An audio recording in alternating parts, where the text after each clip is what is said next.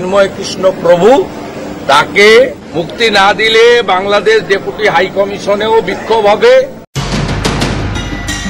বাংলাদেশ সম্মিলিত সনাতনী জাগরণ জোটের মুখপাত্র ও ইসকন নেতা চিন্ময় কৃষ্ণ দাসের মুক্তি দাবি করেছে ভারতের পশ্চিমবঙ্গ রাজ্য বিজেপি। এমনকি তাকে মুক্তি না দিলে বাংলাদেশ সীমান্ত সনাতনীরা অবরোধ করবে বলেও হুমকি দিয়েছেন রাজ্যটির বিরোধী দল নেতা শুভেন্দু অধিকারী। একই সঙ্গে কলকাতার বাংলাদেশ ডেপুটি হাই কমিশনারের সামনে বিক্ষোভেরও হুমকি দিয়েছেন তিনি।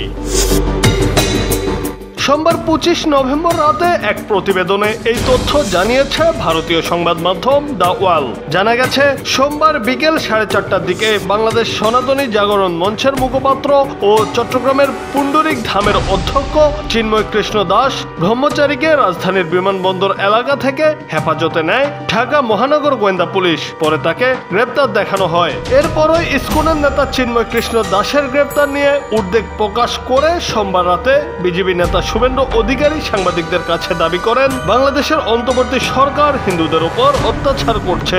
এমনকি বাংলাদেশে হিন্দুদের অস্তিত্ব রক্ষার নেতা চিন্ময় কৃষ্ণ প্রভুকে ইউনিশ সরকার গ্রেপ্তার করেছে। বাংলাদেশ সনাতন জাগরণী মঞ্চ গত 25 অক্টোবর চট্টগ্রামে সমাবেশ করে। চিন্ময় কৃষ্ণ দাস এই মঞ্চেরও মুখপাত্র। ওই সমাবেশের পরপরই চিন্ময় কৃষ্ণ দাসের বিরুদ্ধে জাতীয় পতাকা অবমাননার অভিযোগ ওঠে।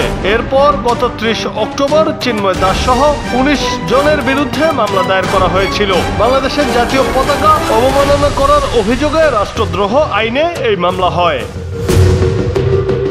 এর আগে অন্তর্বর্তী সরকারের প্রধান উপদেষ্টা ডক্টর ইউনূসের প্রেস সচিব শফিকুল আলম বলেন, চিন্ময় দাস আটক হয়েছেন, তার নামে কোতোয়ালি থানায় একটি মামলা হয়েছে। জুনায়েদ আহমেদ, বাংলা টিভি।